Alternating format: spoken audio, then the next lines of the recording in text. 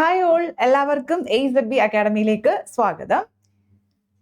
അപ്പോൾ നമ്മുടെ ഇന്ത്യൻ റെയിൽവേയിൽ അണ്ടർ ഗ്രാജുവേറ്റ് എക്സാംസിൻ്റെ ഒക്കെ ഡേറ്റ് ഒക്കെ ഓൾറെഡി അവർ ഡിക്ലെയർ ചെയ്ത് കഴിഞ്ഞു. NTPC അണ്ടർ ഗ്രാജുവേറ്റ് എല്ലാവരും അറിഞ്ഞാണല്ലോ. അതിൻ്റെ ഡേറ്റ് ഒക്കെ ഓൾറെഡി വന്നു കഴിഞ്ഞു. ഇനി നമ്മൾ കാത്തിരിക്കുന്ന പരീക്ഷയുടെ ഡേറ്റ് എന്ന് പറയുന്നത് ഗ്രൂപ്പ് ഡി എക്സാം ആണ്. ഓക്കെ, അപ്പോൾ ഇത് 3 സെറ്റ് ആയിട്ടില്ലേ, graduate, undergraduate, group D ആണ് നമുക്ക് എല്ലാ വർഷവും ഇനി തൊട്ട് വിളിക്കാൻ പോകുന്നത്. അപ്പോൾ ഇനിയുള്ള ഒരു അപ്ഡേറ്റ് വരാനുള്ളത് ഗ്രൂപ്പ് ഡി എക്സാം ആണ്.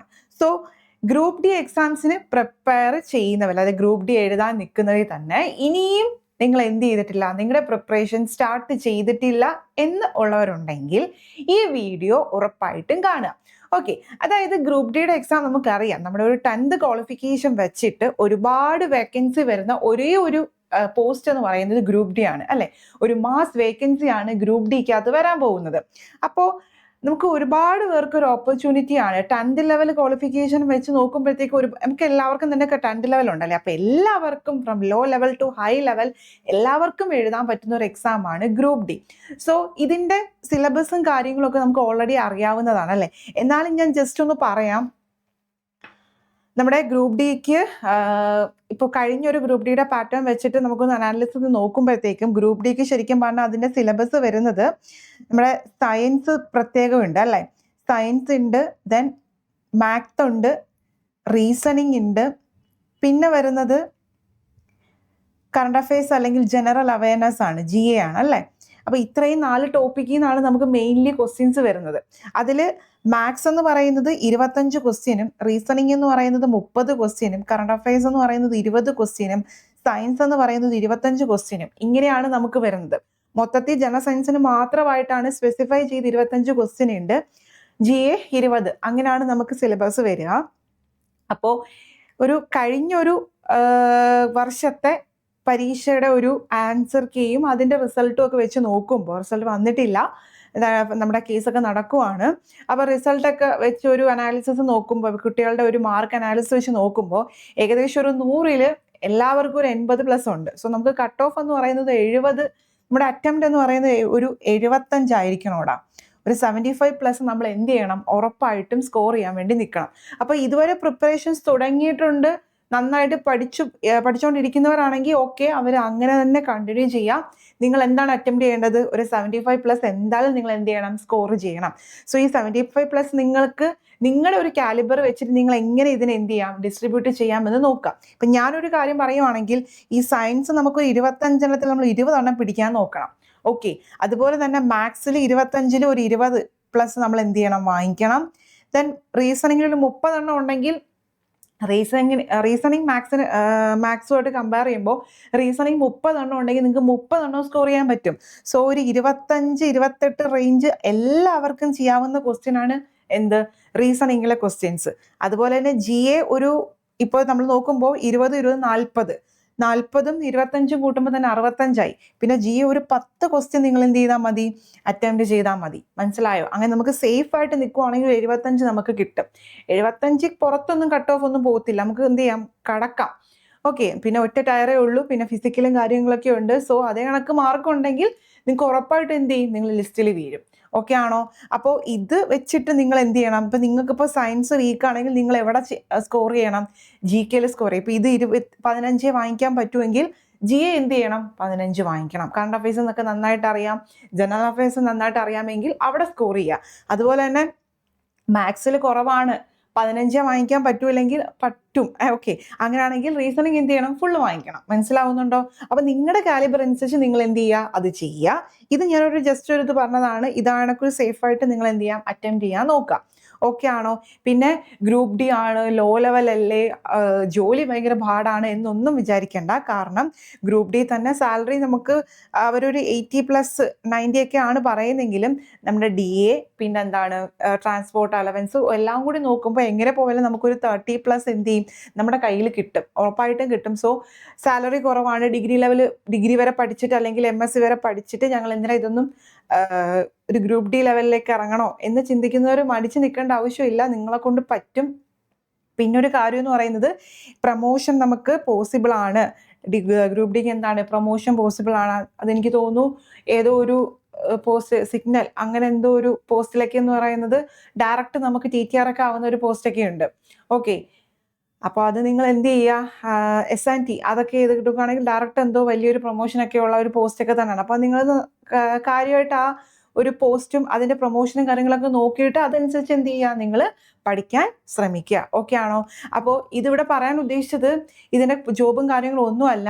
ഗ്രൂപ്പ് ഡി ഇനിയും പഠിച്ചിട്ടില്ല, ഇനി പക്ഷെ എന്നാൽ പഠിക്കണം, ഇപ്പോഴാണ് ഒരു ഇത് വന്നത്, ഗ്രൂപ്പ് ഡി എഴുതിയെടുത്താൽ കൊള്ളാം, അല്ലെങ്കിൽ അതിൻ്റെ സാലറിയും കാര്യങ്ങളൊക്കെ ഇങ്ങനെയാണെന്ന് അറിഞ്ഞില്ല, അങ്ങനെയുള്ളവരാണെങ്കിൽ ഉറപ്പായിട്ടും നിങ്ങൾ ഇനി പറയാൻ പോകുന്ന ടോപ്പിക്സ് ഒന്ന് ജസ്റ്റ് ഒന്ന് എന്ത് ചെയ്യുക, ഫോക്കസ് ചെയ്ത് പഠിക്കാം.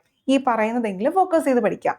അങ്ങനെയാണെങ്കിൽ നമുക്ക് എന്ത് ചെയ്യാം, അത് കടക്കാൻ പറ്റും. ഓക്കെ, അതിൽ മാത്സ് പറയുവാണെങ്കിൽ ആദ്യം തന്നെ മാത്സിന്റെ കാര്യം പറയട്ടെ. മാത്സിനകത്ത് കഴിഞ്ഞ ഒരു ക്വസ്റ്റ്യൻ പേപ്പർ വെച്ചിട്ട് പറയുവാണ്, ഒരു സിംപ്ലിഫിക്കേഷൻ ഏകദേശം 3-4 ക്വസ്റ്റ്യൻസ് ഉണ്ട്. സിംപ്ലിഫിക്കേഷൻ വളരെ എളുപ്പമുള്ളതാണ്. നിങ്ങൾ എന്ത് ചെയ്യരുത്, സിംപ്ലിഫിക്കേഷൻ നോക്കാതെ പോകരുത്, എളുപ്പമാണ്. സോ നമ്പർ സിസ്റ്റം ഒരു 3-4 ക്വസ്റ്റ്യൻ അപ്രോക്സിമേറ്റ് ഉണ്ട്. Then algebra, mensuration, percentage, profit and loss, BODMAS ശരിക്കും പറഞ്ഞാൽ സിംപ്ലിഫിക്കേഷനിൽ തന്നെ വരുന്നതാണ്. സിംപ്ലിഫിക്കേഷൻ ഒരുപാട് ക്വസ്റ്റ്യൻസ് ഒക്കെ ചോദിച്ചിട്ടുണ്ട്. ചിലപ്പോൾ ഒരു സെറ്റിൽ തന്നെ 1-2 ക്വസ്റ്റ്യൻസ് ഒക്കെ വന്നിട്ടുണ്ട്. പിന്നെ ഇമ്പോർട്ടൻ്റ് ഈ പറഞ്ഞ പ്രോഫിറ്റ് ആൻഡ് ലോസും പെർസെൻറ്റേജും വളരെ ഇമ്പോർട്ടൻ്റ് ആണ്. മെയിൻലി ഈ പ്രോഫിറ്റ് ആൻഡ് ലോസ് വളരെ ഇമ്പോർട്ടൻ്റ് ആണ്. സോ പെർസെൻറ്റേജ് അറിയാമെങ്കിൽ പ്രോഫിറ്റ് ആൻഡ് ലോസിൽ എല്ലാ ക്വസ്റ്റ്യൻസും നമുക്ക് ചെയ്യാൻ പറ്റും. നിങ്ങൾ ചെയ്യേണ്ട കാര്യം എന്താ, മാക്സിമം ഇതിൻ്റെയൊക്കെ സെക്ഷണൽ മോക്ക് എടുത്ത് ചെയ്യാം. എന്ത് ചെയ്യാം, ഇതിൻ്റെയൊക്കെ സെക്ഷണൽ ടൈമിങ് വെച്ചിട്ട് സെക്ഷണൽ മോക്ക് എന്ത് ചെയ്യുക, അറ്റൻഡ് ചെയ്യാൻ ശ്രമിക്കുക. ഓക്കെ ആണോ? സെക്ഷണൽ മോക്ക് അറ്റൻഡ് ചെയ്യുക. അതനുസരിച്ച് എന്ത് ചെയ്യാൻ പറ്റും, നിങ്ങൾക്കത് ക്രാക്ക് ചെയ്യാൻ പറ്റും. അപ്പോൾ ഈ ഒരു ടോപ്പിക്കുകളെങ്കിലും നോക്കിയിട്ട് സെക്ഷണൽ ടൈമിങ് വെച്ചിട്ട് ചെയ്യാൻ നോക്കുക. ആൻഡ് ഇപ്പോൾ മാത്സ് ഇത്രയും ചാപ്റ്റേഴ്സ് അല്ല, നിങ്ങൾക്ക് അറിയാം, നിങ്ങൾ പഠിക്കുന്നവരാണ്, ഇത്രയും ചാപ്റ്റേഴ്സ് അല്ല. പക്ഷെ ഇത്രയും ചാപ്റ്റേഴ്സ് നിങ്ങൾ എന്ത് ചെയ്യുക, നോക്കിയിട്ട് പോവുക. ഓക്കെ ആണോ? ദെൻ അടുത്ത പറയാനുള്ളത് റീസണിങ്ങിനെ പറ്റിയാണ്. റീസണിങ്ങിൽ തന്നെ നമുക്ക് റീസണിങ്ങിൽ series, analogy, puzzle and also seating arrangement 2-3 questions ഒക്കെ എന്ത് ചെയ്തിട്ടുണ്ട്, കഴിഞ്ഞ വർഷ പരീക്ഷകളിൽ ക്വസ്റ്റ്യൻസ് ഉണ്ട്. അതിൽ analogy, series, puzzle, seating arrangement. പസിലൊക്കെ അറിയാമല്ലോ, നമ്മൾ അറേഞ്ച് ചെയ്തിരുത്തുന്നത്, ഫ്ലോർ ബേസ്ഡ് പ്രോബ്ലംസ് ഒക്കെ, അതൊക്കെയാണ് പസിലിനകത്ത് വരിക. പിന്നെ blood relation, direction, syllogism, Venn diagram. Okay, ഈ ക്വസ്റ്റ്യൻസ്, ഈ ടോപ്പിക്കുകൾ എന്ത് ചെയ്യുക, ഈ ടോപ്പിക്കുകളെങ്കിലും വൃത്തിയായിട്ട് നോക്കിയിട്ട് പോവുക. ഇതിൻ്റെ നിങ്ങൾ എന്ത് ചെയ്യുക, സെക്ഷണൽ മോക്കുകൾ എടുത്ത് ചെയ്യുക. അപ്പോൾ ഇതൊക്കെ നിങ്ങൾ ജസ്റ്റ് സ്ക്രീൻഷോട്ട് എടുത്ത് വെച്ചോ.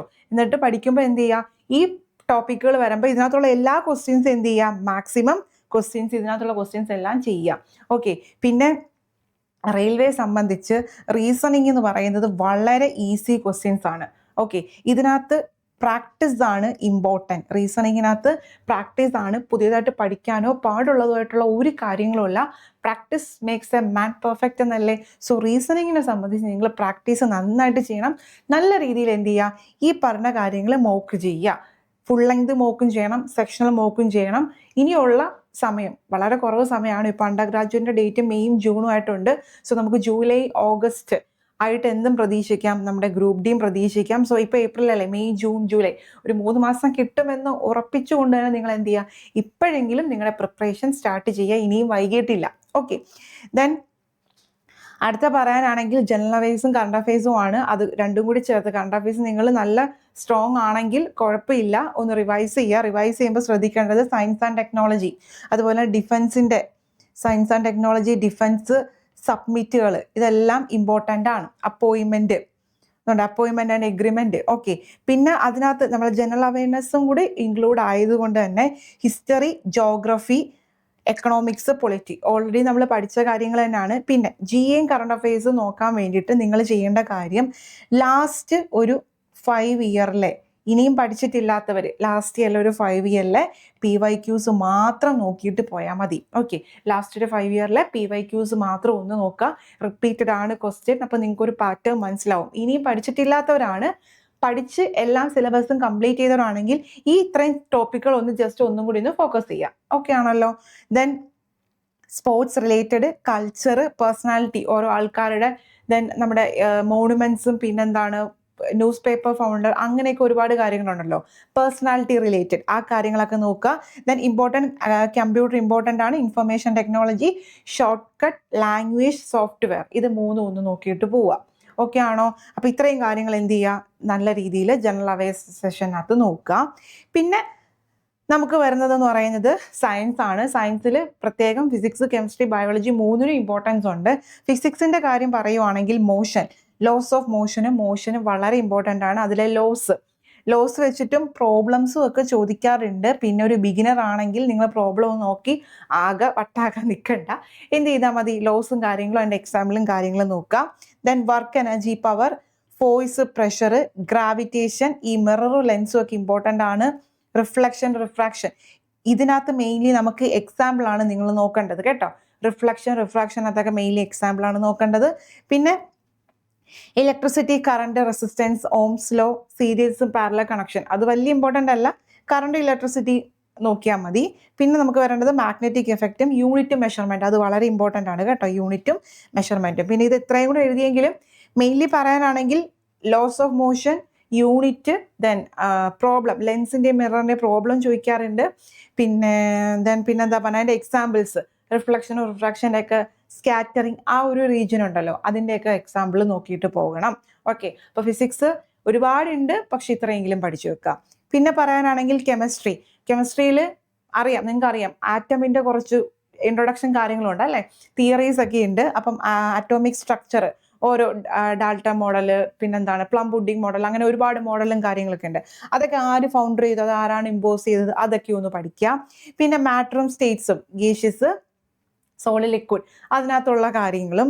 പിന്നെ കെമിക്കൽ റിയാക്ഷൻസ്, ആസിഡും ബേസും വളരെ ഇമ്പോർട്ടൻ്റ് ആണ്.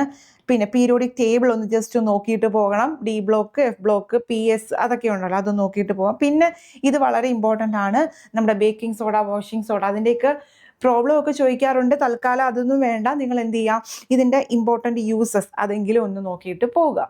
ഓക്കെ ആണോ? ഇപ്പോൾ കെമിസ്ട്രിയിലും ഫിസിക്സിലും ഒക്കെ നിങ്ങൾ ചെയ്യേണ്ട കാര്യം PYQs നല്ല രീതിയിൽ എന്ത് ചെയ്യുക, നോക്കണമെന്നുള്ളതാണ്.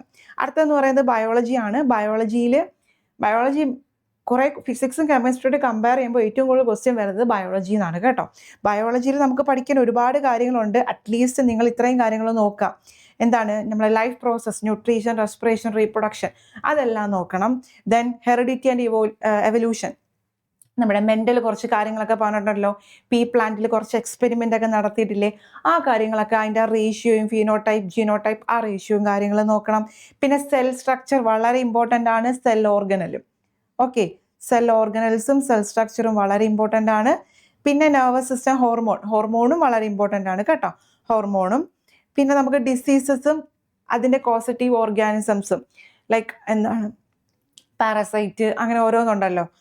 അപ്പോൾ ആ ഡിസീസും കാര്യങ്ങളും, വൈറസ് ആണോ, ബാക്ടീരിയ ആണോ, ഫംഗസ് ആണോ, അങ്ങനെ റിംഗ് വേം, അങ്ങനെ കുറേ കാര്യങ്ങളുണ്ടല്ലോ, അത് നല്ല രീതിയിൽ നോക്കണം, ഡിസീസിൻ്റെത് കാര്യങ്ങളും. അപ്പോൾ ഇത്ര ഇമ്പോർട്ടൻ്റ് ആണെന്ന് പറഞ്ഞ കാര്യങ്ങളെല്ലാം നിങ്ങൾ ജസ്റ്റ് ഒന്ന്, ഇനിയും പഠിച്ചിട്ടില്ല, വീണ്ടും റിപ്പീറ്റ് ചെയ്ത് പറയുവാണ്, ഇനിയും പഠിച്ചിട്ടില്ല എന്നുണ്ടെങ്കിൽ ഇത്രയും കാര്യങ്ങളും നിങ്ങൾ എന്ത് ചെയ്യുക, ഫോക്കസ് ചെയ്ത് പഠിച്ച് നോക്കുക.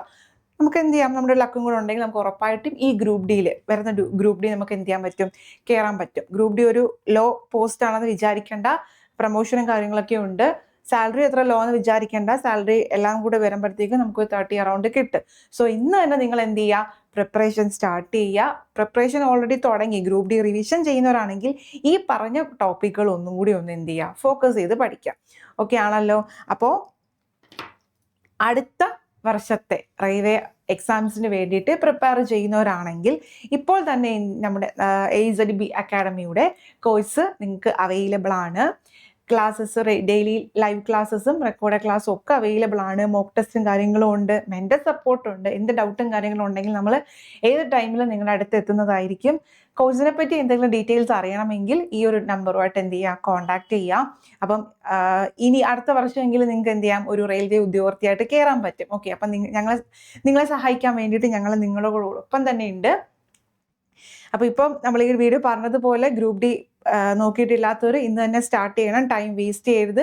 ടൈം വേസ്റ്റ് ചെയ്യുവാണെങ്കിൽ അടുത്ത വർഷത്തെ എക്സാമിന് നിങ്ങൾക്ക് ഇനി എന്ത് ചെയ്യാൻ പറ്റൂ, ക്വാളിഫൈ ചെയ്യാൻ പറ്റൂ. ഓക്കെ, ഒട്ടും വൈകിട്ടില്ല. ഓക്കെ ആണല്ലോ? അപ്പോൾ ഇതിനു വേണ്ടി പഠിക്കുന്ന എല്ലാവർക്കും ഓൾ ദ ബെസ്റ്റ്. നല്ലൊരു ഡേ ആശംസിക്കുന്നു. Thank you.